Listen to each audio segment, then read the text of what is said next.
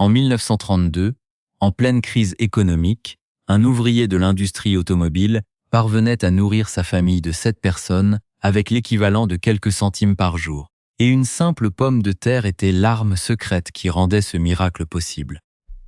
Aujourd'hui, alors que l'inflation pèse sur nos budgets d'épicerie et que nous cherchons tous des moyens de cuisiner plus intelligemment, les secrets culinaires de nos arrière-grand-mères n'ont jamais été aussi pertinents. Ce que les familles de l'époque parvenaient à faire avec un seul tubercule va radicalement changer votre façon de regarder ce légume banal qui dort dans votre garde-manger. À travers l'histoire, les périodes de vaches maigres ont donné naissance à une ingéniosité gastronomique insoupçonnée, transformant la pauvreté en un art de la débrouille et de la survie. Dans cet épisode, nous allons explorer comment la cuisine de crise a élevé la pomme de terre au rang de sauveur des foyers, en analysant les techniques oubliées qui permettaient d'étirer un ingrédient de base en un véritable festin familial. Vous découvrirez des recettes si ingénieuses que des économistes d'État les ont étudiées pour comprendre comment la population parvenait à subsister, ainsi que le plat emblématique qui a nourri plus de personnes que toutes les soupes populaires réunies. Pourtant, la plupart des gens de moins de 50 ans n'ont aujourd'hui jamais goûté à ces préparations. En comprenant ces méthodes, vous n'apprendrez pas seulement à économiser de l'argent, mais vous découvrirez une science de la cuisine empirique qui redéfinit la notion de confort culinaire.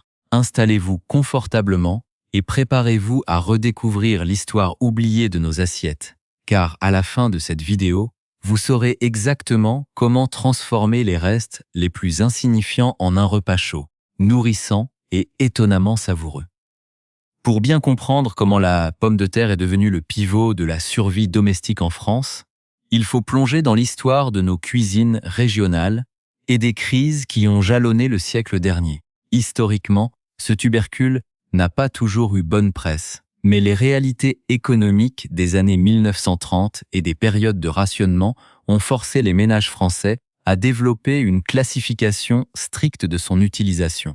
Dans les foyers ouvriers du Nord, les fermes du Massif central ou les faubourgs parisiens, la gestion de la pomme de terre relevait d'une véritable stratégie domestique, divisée en 3 grandes catégories de plats de crise. La première catégorie regroupait les étireurs de matière, des préparations liquides ou semi-liquides comme les bouillons de pelure ou les potages clairs, où l'amidon du légume servait d'épaississant naturel pour donner l'illusion d'une soupe riche sans utiliser de viande. La deuxième catégorie concernait les trompe-l'œil, ou plats de substitution, comme les galettes ou les simili-poissons, nés de la nécessité de remplacer les protéines coûteuses par une texture dense et rassasiante, capable de duper l'estomac et de réconforter l'esprit. Enfin, la troisième catégorie englobait les plats de féculents sur féculents. Une association autrefois courante, où la pomme de terre s'invitait entre 2 tranches de pain, ou se mariait à des restes de pâtes, pour maximiser l'apport calorique des travailleurs de force. La grande différence entre la cuisine de subsistance française et celle d'autres pays résidait dans l'utilisation systématique des graisses locales pour donner du goût. Le saindoux dans le nord, la graisse de canard ou de oie dans le sud-ouest, ou un simple morceau de beurre rance là où le bétail manquait. Nos ancêtres savaient classer les variétés non pas selon des étiquettes scientifiques, mais selon leur comportement à la cuisson. Les pommes de terre à chair ferme étaient réservées aux ragoûts longs et aux poêlés à la poêle en fonte, tandis que les variétés farineuses devenaient la base de purées étirées au lait coupé d'eau ou de gnocchis rustiques. Cette taxonomie culinaire populaire ne cherchait pas l'esthétique, mais l'efficacité calorique brute.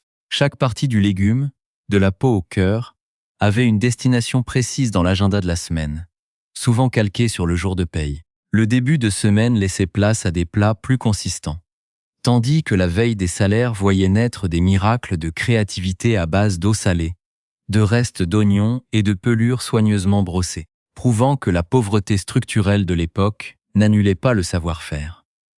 Analysons de plus près ces chefs-d'œuvre de l'ingéniosité ouvrière française, en commençant par le mythique bouillon de pelure. Contrairement à nos soupes modernes enrichies de crème, la version de crise reposait sur une chimie ménagère élémentaire. Les grands-mères nettoyaient vigoureusement les pommes de terre à la brosse dure, taillaient des épluchures épaisses et les jetaient dans l'eau bouillante, avec une pelure d'oignon pour la couleur dorée, et une feuille de laurier. Le résultat offre une texture étonnamment veloutée en bouche, car la peau concentre le potassium et l'amidon résiduel, créant un liquide visqueux qui imite la richesse d'un bouillon de viande à s'y méprendre. Versez ce bouillon brûlant sur une miche de pain rassis et vous obteniez le souper du jeudi soir, quand le garde-manger était vide. Un autre exemple frappant est le fameux ragoût de terre, la version française du ragoût de Shantytown, souvent baptisé ragoût de la misère dans les corons du Nord. Ici, une seule pomme de terre coupée en petits dés rejoignait une poignée de haricots secs et les légumes flétris du potager. La clé de la texture résidait dans une cuisson lente en cocotte en fonte. En s'écrasant contre les parois, les morceaux libéraient leur amylose, une molécule d'amidon, transformant l'eau claire en une sauce liée, presque une liaison au beurre, alors qu'il n'y avait pas une goutte de matière grasse. Pour le goût, l'ajout de quelques rondelles de saucisses de Strasbourg bon marché, achetées au centime, suffisait à parfumer tout le faitout. À l'opposé de cette consistance dense, la crique ardéchoise ou la galette de pommes de terre lyonnaise illustre une autre texture, le croustillant absolu. On râpait le légume cru sur le côté rugueux d'une râpe en fer, puis on pressait la pulpe dans un torchon de manière presque agressive pour en extraire l'eau de végétation, responsable du ramollissement. Mélangée à un seul œuf et une cuillère de farine, la pâte tombait dans le saindoux fumant pour cuire en 3 minutes.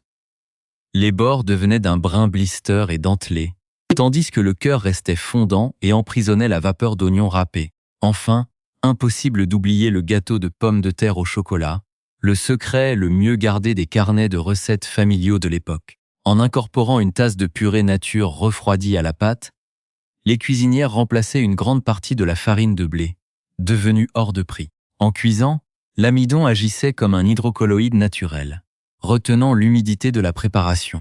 Le résultat final ne goûtait absolument pas le légume, mais offrait un moelleux dense, presque un fondant américain ou un brownie riche, qui ne rassissait pas pendant une semaine. La différence majeure avec notre cuisine contemporaine saute aux yeux. Nos aïeuls n'utilisaient pas la pomme de terre comme un simple accompagnement neutre, mais comme un caméléon textural, capable de se gorger du sel, de la fumée du lard, ou de l'acidité d'un filet de vinaigre pour saturer les récepteurs du goût de l'illusion de l'abondance. Pour reproduire ces techniques d'économie et de survie dans votre cuisine moderne sans commettre d'erreur, il faut adopter la rigueur de nos grands-mères et comprendre quelques principes physiques simples. Commençons par l'art de récupérer les épluchures pour le bouillon de pelure. L'erreur absolue est d'utiliser des tubercules traités après récolte ou présentant des germes et des zones vertes. Ces parties vertes contiennent de la solanine, un composé toxique qui donne un goût amer et provoque des maux d'estomac. Choisissez impérativement des pommes de terre biologiques. Lavez-les à l'eau fraîche à l'aide d'une brosse en poil de sanglier ou en nylon dur pour retirer toute trace de terre sans déchirer la peau. Puis pelez-les généreusement. Si vous ne faites pas votre soupe immédiatement, conservez ces épluchures dans un bol d'eau glacée au réfrigérateur pour éviter qu'elles ne s'oxydent et ne noircissent au contact de l'air. Pour réussir l'association parfaite entre le liant et la texture, comme dans le cas du ragoût de crise ou de la potée économique, vous devez maîtriser la technique de l'écrasé thermique. Au lieu d'utiliser de la fécule de maïs industrielle ou un roux de farine coûteux pour épaissir votre jus, prélevez simplement un tiers des pommes de terre à mi-cuisson. Écrasez-les énergiquement à la fourchette contre les parois de votre casserole, puis mélangez-les à nouveau au liquide frémissant. L'amidon libéré va instantanément lier l'eau et les graisses, créant une texture veloutée et nappante pour 0 centime de plus. Si vous tentez l'expérience des galettes de pommes de terre ou des criques, la règle d'or pour éviter le désastre d'une bouillie molle et collante est l'essorage total. Après avoir râpé votre légume cru, placez la pulpe au centre d'un torchon propre, saisissez les 4 coins et tordez de toutes vos forces. Le liquide qui s'en échappe est saturé d'eau de végétation. Jetez-le, mais récupérez le dépôt blanc nappeux qui se forme au fond du récipient.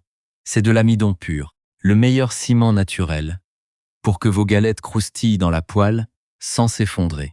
Côté économie et conservation, ne commettez jamais l'erreur de stocker vos pommes de terre au réfrigérateur, car le froid transforme leur amidon en sucre, ce qui modifie le goût et rend le légume collant à la cuisson.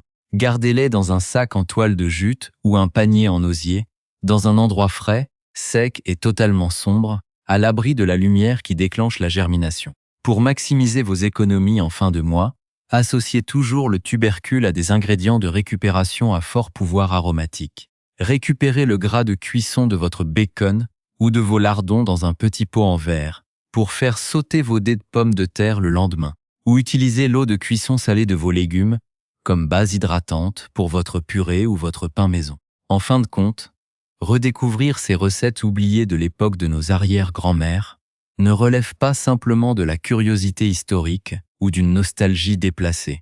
C'est une véritable leçon de souveraineté alimentaire et d'intelligence domestique qui nous rappelle qu'avec 3 fois rien, on peut nourrir son foyer dignement. Ces plats que l'on qualifiait de cuisine de la misère, dans les campagnes françaises ou dans les quartiers ouvriers de nos grandes villes industrielles, étaient en réalité des manifestes de résilience. Ils prouvent que la débrouillardise et la connaissance empirique des ingrédients valent parfois bien plus que les produits industriels les plus sophistiqués et les plus chers de nos supermarchés. Le fait que notre génération ait presque totalement oublié comment valoriser une simple épluchure ou comment lier une sauce sans additifs chimiques montre à quel point nous avons été déconnectés des bases fondamentales de l'autonomie culinaire. En réapprenant à cuisiner la pomme de terre sous toutes ses coutures, du cœur jusqu'à la peau, nous reprenons le contrôle de notre budget, tout en honorant la mémoire et le savoir-faire de ceux qui nous ont précédés. Pour vous lancer dès ce soir et tester cette philosophie du bon sens dans votre propre cuisine, voici votre mini checklist de survie gastronomique pour ne rater aucune étape. D'abord, choisissez des pommes de terre biologiques et brossées à fond, si vous comptez utiliser les peaux pour le bouillon. Ensuite, essorez de toutes vos forces la pulpe râpée dans un torchon propre pour garantir le croustillant absolu de vos galettes de crise. Puis, conservez toujours vos graisses de cuisson, comme le gras de lardon ou de rôti, dans un bocal en verre pour en faire votre base aromatique gratuite. Enfin, utilisez la technique de l'écraser à la fourchette en fin de cuisson pour lier vos soupes et ragoûts sans ajouter de farine. En appliquant ces quelques principes, vous verrez que votre panier de légumes va soudainement doubler de volume et que vos repas prendront une toute autre dimension, à la fois plus économique, plus respectueuse et infiniment plus chaleureuse. Alors, le défi est lancé pour votre prochain repas de milieu de semaine. Dites-moi dans les commentaires, quelle recette allez-vous tenter en premier? Est-ce que vous allez oser le bouillon de pelure dorée au laurier? Ou est-ce que vous préférez tester le surprenant gâteau au chocolat et à la purée de pommes de terre pour bluffer vos enfants ou vos amis? J'attends vos retours d'expérience avec impatience, partagez vos astuces de grand-mère et n'oubliez pas de vous abonner pour ne rien manquer de nos prochaines explorations culinaires historiques.